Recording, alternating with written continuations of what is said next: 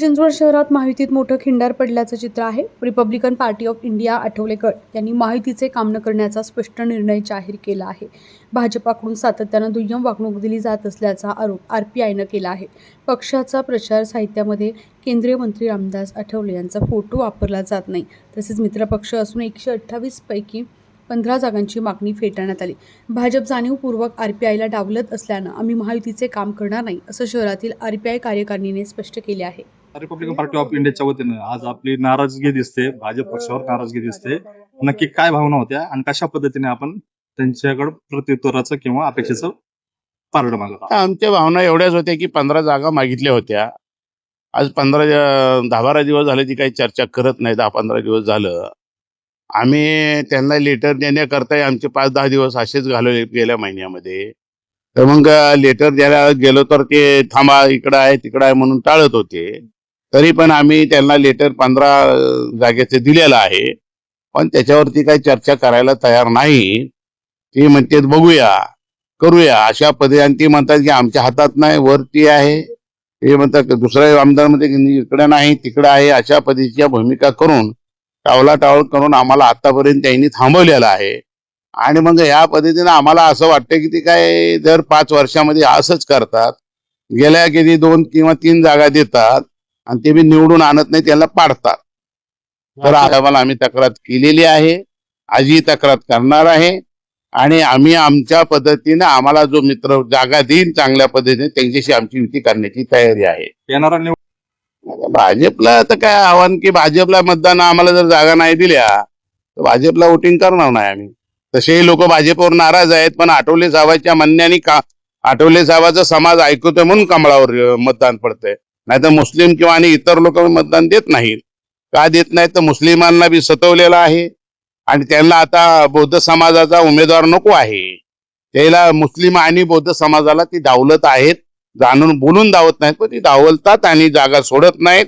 त्याने हे ठरवलंय की मुस्लिमांना आणि बौद्ध समाजाला एकही जागा द्यायची नाही, गोड बोलून त्याला संपवायचं समज। पण आम्ही संपणारी माणसं नाहीत, फुले शाहू आंबेडकर छत्रपतीला मानणारी माणसं आहेत। मुस्लिम समाजही आमच्या संघ आहे, आम्ही त्यांच्या संगती आहोत। सगळे समाज आमचा, इतर जाती सगळे लोक संगती आहेत। म्हणून आता बीजेपी जागा, आता आम्हाला लोक विचारतात जेव्हा बीजेपी तुम्हाला जागा का सोडत नाही, तुम्ही 3 टर्म काम करताय।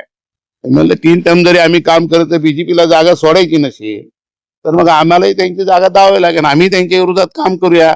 आम्ही आता मग सांगितलं की मी अजितदादाशी बोलणी चालू, अजितदादाला पत्र दिलेलं आहे आणि अण्णा बनसोडीची चर्चा आहे, अनेक मित्र आम्ही चर्चा करूया।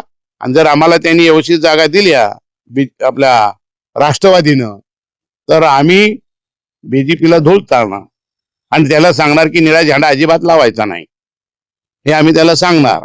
आणि जी काय आता 2-3 जागा द्यायची त्यांचं चाललेलं आहे आणि ती पाडायचं काम करणार आहे, ती पाडायचं काम करणार आहे। आणि जर ती पाडायचं काम करत असतील तर आम्ही त्यांना पाडायचं काम करूया। आमच्यामध्ये अजिबात आमच्या कमिटीला भेटत नाहीत, आमच्याशी चर्चा करत नाहीत। बीजेपीचा आहे, आठवले साहेबाचा फोटो आहे का? नाही, असंच आहे, असंच आहे, हे समजून घ्या। मग आम्ही चिडलो काय की आमच्या नेत्याचाही फोटो टाकणार, मला जागाही सोडत नाही।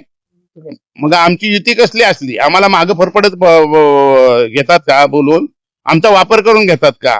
मग आम्ही सांगतो की तुम्ही निळा झेंडा लावायचा नाही, तुम्ही तुमच्या पद्धतीने काम। त्यांचं असं म्हणणं असेल की आरपीआय ताकद नाही, ताकद नव्हती तर मग तुम्ही आमदार केला आणि खासदार केला, आमच्या मागे का लागता? आम्हाला का सभा घेता? माझी सभा दादानी 2-2 दादा सभा झाल्या, पदयात्रा झाल्या, त्यांना निवडून आणलं आणि आता मात्र आम्हाला रिपब्लिकन पक्षाला ते न्याय देत नसतील तर बरोबर पक्षाने बरोबर जागा देतो बोलले तर तुम्ही कोणत्या पक्षाकडे जाणार? आता आम्हाला जर राष्ट्रवादीनं जागा व्यवस्थित दिल्या तर राष्ट्रवादीशी युती करणार। बीजेपीने पण दिले तर बीजेपी आता त्यांचं काहीतरी फायनल झालं वाटते त्यांचं काहीतरी। आता बीजेपी बोलायला तयार नाही तर बीजेपी काय जागा देणार आहे? बीजेपीचं बोलणंच आमच्याशी होणार आहे, बीजेपी बोलतच डिक्लेअर करणार का? बीजेपी बरोबर युती आमच्या शहरातून तुटली असं डिक्लेअर करणार का? नाही, आता ती वरिष्ठ पातळीवर।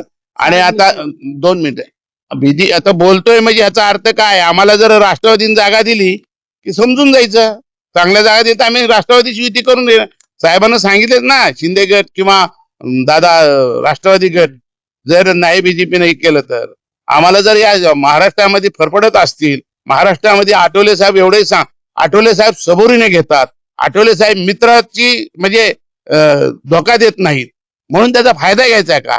पण आठवले साहेबांचे कार्यकर्ते गप बसणार नाही. आठवले साहेबांचा अपमान होत असेल, आठवले साहेबांचा फोटो टाकत नसतील, आठवले साहेबांचं ऐकत नसतील तर त्यांना धूळ चालल्याशिवाय राहणार नाही. रिपब्लिकन पक्षाची ताकद आहे आठवले साहेबांची, आणि त्यांनी अजिबात आमचा झेंडा लावायचा नाही आणि बाबासाहेबांचं नाव घ्यायचं नाही, आठवले साहेबांचं नाव घ्यायचं नाही. रिपब्लिकन पक्षाच्या वतीने बीजेपीने रिपब्लिकन पक्षाला या महापालिकेच्या निवडणुकीत डावललेलंच आहे. या ठिकाणी महापालिकेच्या निवडणुकीसाठी रिपब्लिकन पक्षाच्या वतीने 15 जागांची आपण मागणी या ठिकाणचे भाजपचे शहराध्यक्ष मान्य शत्रुघ्न बापू काटे यांना दिली होती. त्यांनी लेखी दिलेलं आहे की आरपीआयला आम्ही सन्मानजनक वागणूक देऊ, परंतु गेल्या 10 ते 12 दिवसापासून त्यांच्याकडून आम्हाला सपत्नीकच वागणूक मिळायला लागली. सन्मानपूर्वक वागणूक मिळूनच गेली.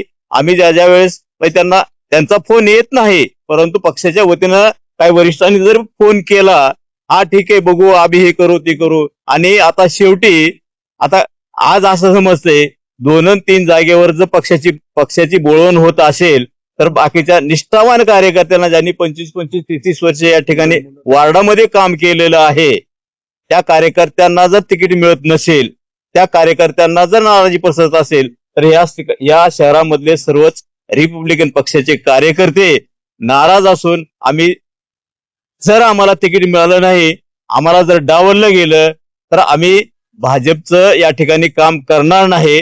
आम्ही या ठिकाणी त्यांचा निषेध करतो. आणि आठवले साहेबांचं ध्येय एकच होतं की रिपब्लिकन पक्षातला कार्यकर्ता हा सुधारला पाहिजे, त्या पक्षाला ताकद मिळाली पाहिजे, आणि त्या पक्षाला ताकद मिळत असताना कार्यकर्ते सुद्धा त्या ताकदीने उभे राहिले पाहिजे, अशी आठवले साहेबांची भूमिका होती.